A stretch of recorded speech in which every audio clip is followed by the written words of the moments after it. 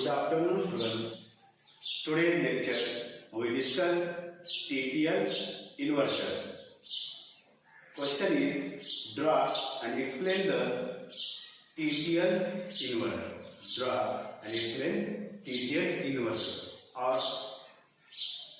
draw the circuit diagram of TTL inverter and explain its working.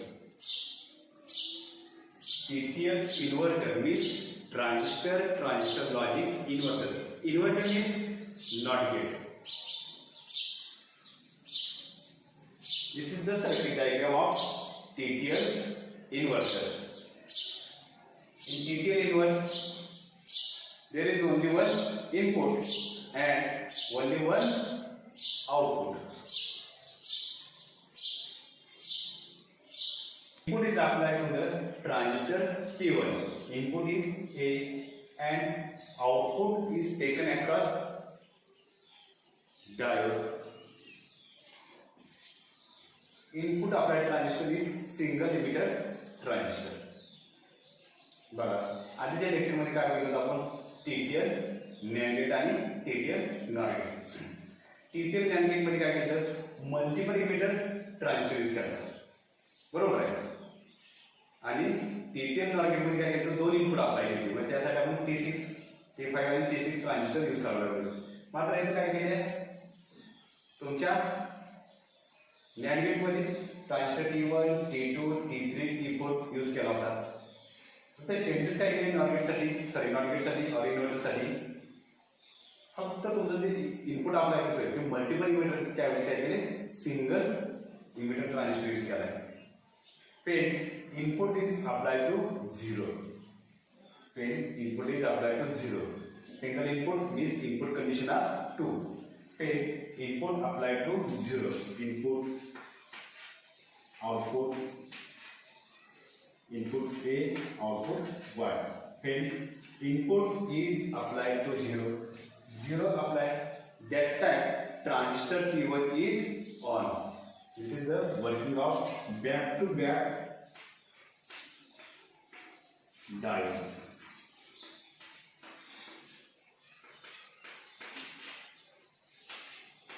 Input applied to 0.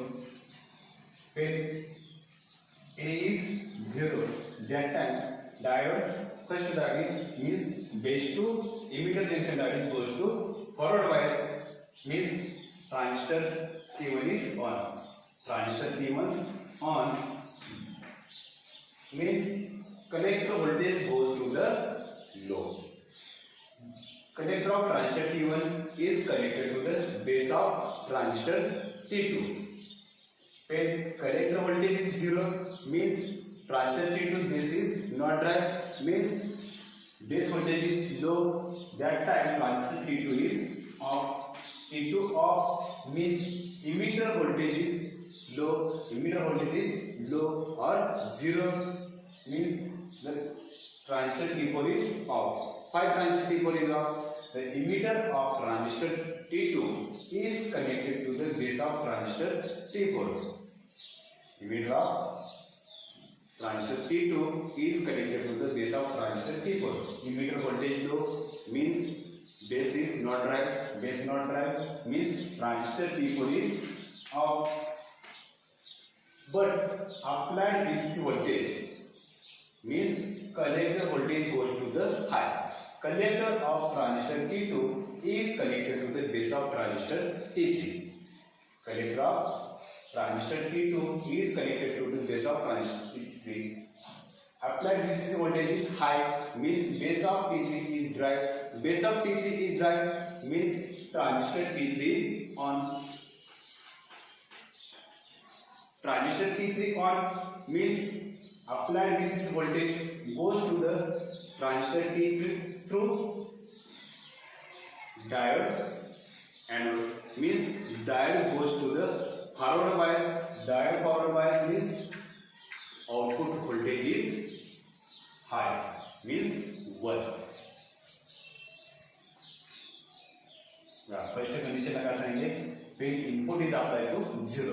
A0 apply केले.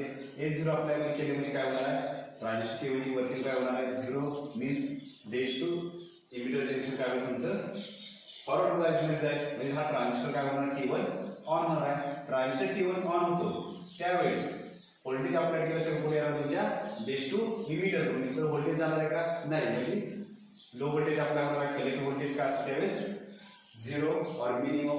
Collector voltage 0 असल्यामुळे काय होणार आहे, हा कलेक्टर तुमच्या ट्रान्झिस्टर T2 च्या बेसला कनेक्ट केला आहे. ट्रान्झिस्टर T2 च्या बेसला कनेक्ट केल्यामुळे काय बेस व्होल्टेज काय होईल कमी होईल.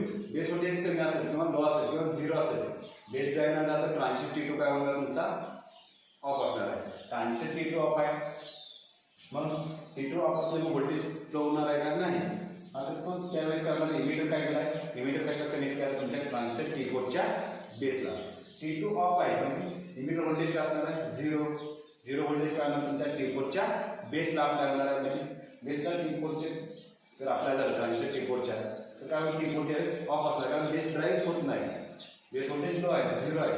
त्यामुळे काय होणार ट्रान्झिस्टर T4 सुद्धा काय असेल तुमचा ऑफ असेल. Transistor T4 of,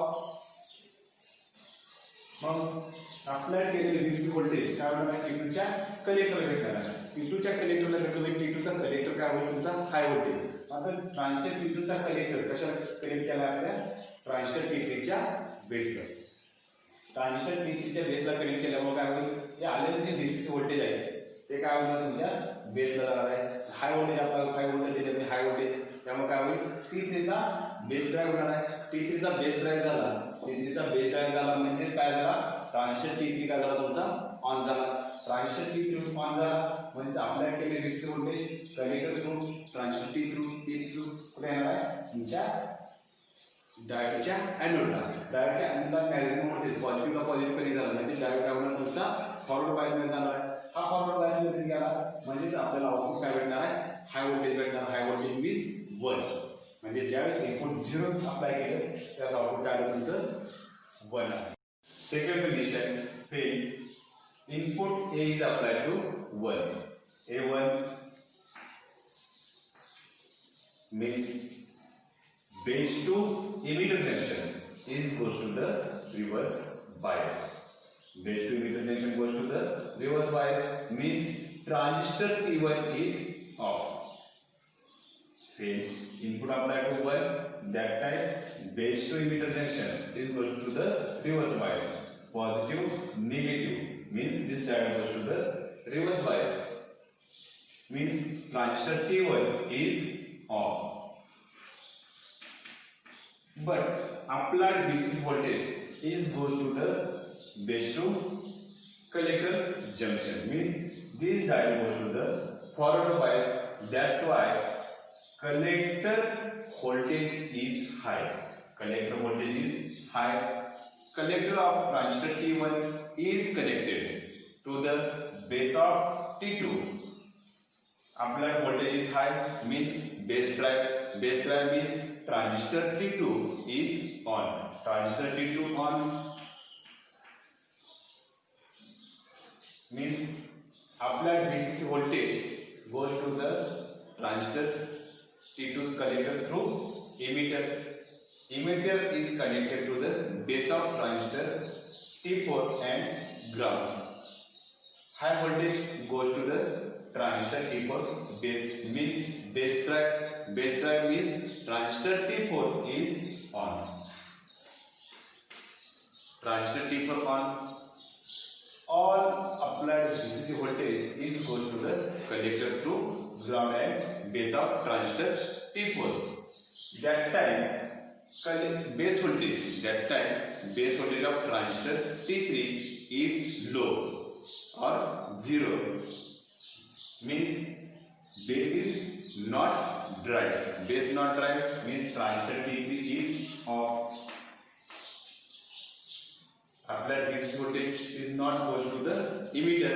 Emitter voltage is 0. 0 voltage is applied to the diode means this diode goes to the reverse bias and across diode output voltage is 0 means output is 0. Then A is equal to 1, input A is equal to 1, that time transistor T1 is off, but collector voltage goes to the high. Collector voltage is applied to the base of transistor T2, means transistor T2 is on. T2 on means applied DC voltage goes to the T2 through ground and base of transistor T4. Base of transistor T4 is high, means base drive that time transistor T4 is on, but base voltage of transistor T3 is low or 0, means transistor T3 is off. Transistor T3 off, emitter voltage is low. This emitter voltage is applied to the diode, means diode goes to the reverse bias. Across diode voltage is 0, means this voltage is output voltage is 0. बघा काय केलं, second condition मध्ये input काय केलं, A is equal to 1. A ला आपण काय केलं, 1 अप्लाय केलं. 1 अप्लाय केलं मग काय झालं, तुमचा बेस टू इमिटर रिएक्शन हा रिव्हर्स मध्ये झाला का, पॉझिटिव्ह निगेटिव्ह असेल त्यावेळेला तुमचा रिव्हर्स बायस जाईल, म्हणजे base to emitter reaction reverse मध्ये गेलं. मात्र बेस टू कलेक्टर आपल्या डीसी व्होल्टेज काय होणार, तुमच्या बेस थ्रू कुठे जाणार इकडे सेकंड डायोडला, म्हणजे सेकंड डायोडला तुमचा बेस टू कलेक्टर रिएक्शन काय होईल, फॉरवर्ड बायस मध्ये जाणार. त्यामुळे काय कलेक्टरच्या अक्रॉसचे व्होल्टेज येणार आहे ते कसं असणार आहे, हाय असणार आहे. कलेक्टरच्या अक्रॉस हाय व्होल्टेज असणार आहे. मात्र बेस टू इमिटर रिएक्शन काय असणार आहे, लो असणार. त्यामुळे ट्रान्झिस्टर T1 काय होईल, तुमचा ऑफ होईल. ट्रान्झिस्टर T1 ऑफ झाला, कलेक्टर व्होल्टेज हाय. मात्र कलेक्टर काय केलेलं आहे, ट्रान्झिस्टर T2 च्या बेसला कनेक्ट केलेलं आहे. त्यामुळे काय होणार आहे, तुमचा ट्रान्झिस्टर T2 काय होईल, ऑन होणार आहे. कारण बेस ड्राईव्ह झाला की ट्रान्झिस्टर T2 ऑन झाला. मग आपल्याला केले resistor voltage transistor T2 through कुठे जाणार, तुमच्या ग्राउंड आणि T4 च्या बेसला. कारण T4 च्या बेसला काय केलं आपण, इमिटर कनेक्ट केलं. इमिटर थ्रू काय होईल, तुमच्या ग्राउंड कडे आणि T4 च्या बेसला जाईल. त्याच वेळेस T4 काय होणार, तुमचा ऑन होणार आहे. का, T4 चा बेस ड्राईव्ह झाला. T4 चा बेस ड्राईव्ह झाल्यामुळे काय झाला, ऑन झाला. त्यावेळेस base voltage of T3 transistor T3 base voltage काय होणार आहे, लो होणार आहे. कारण सर्व व्होल्टेज कुठे येणार आहे, कलेक्टर थ्रू ग्राउंड किंवा T4 च्या बेसला. त्यामुळे T3 च्या बेसला व्होल्टेज अप्लाय होणार नाही. T3 चा बेस व्होल्टेज अप्लाय झाला म्हणजे बेस ड्राईव्ह नाही झाला, म्हणजे T3 चा काय होणार, होता ट्रान्झिस्टर T3 ऑफ होईल. ट्रान्झिस्टर T3 ऑफ झाला म्हणजे इमिटर व्होल्टेज काय असणार आहे, लोच असणार आहे. लो व्होल्टेज जर अप्लाय केलं डायोडला, डायोड काय होणार, तुमचा रिव्हर्स बायस होईल. कारण निगेटिव्ह पॉझिटिव्ह एनोडला आपण अप्लाय करतो, म्हणजे हा काय झाला, रिव्हर्स बायस मध्ये. रिव्हर्स बायस मध्ये जाण्यामुळे काय होते, त्याच्या अक्रॉस जे व्होल्टेज असणार आहे, म्हणजे कुठलं आउटपुट व्होल्टेज काय मिळेल आपल्याला, 0. बघा इनपुट ज्यावेळेस 0 अप्लाय करतो, इनपुट ज्यावेळेस 0 अप्लाय केलं त्याचं आउटपुट काय मिळेल आपल्याला, 1. इनपुट 1 केलं तर आउटपुट काय मिळते, 0. म्हणजे जे इनपुट येते त्याच्या विरुद्ध किंवा अपोजिट काय होते आपल्याला आउटपुट मिळते. म्हणजे याला काय म्हणायचं, इन्व्हर्टर किंवा नॉट गेट. बघा फर्स्ट कंडिशन काय केली, पहिल्यांदा काय अप्लाय केले, 0 अप्लाय केले.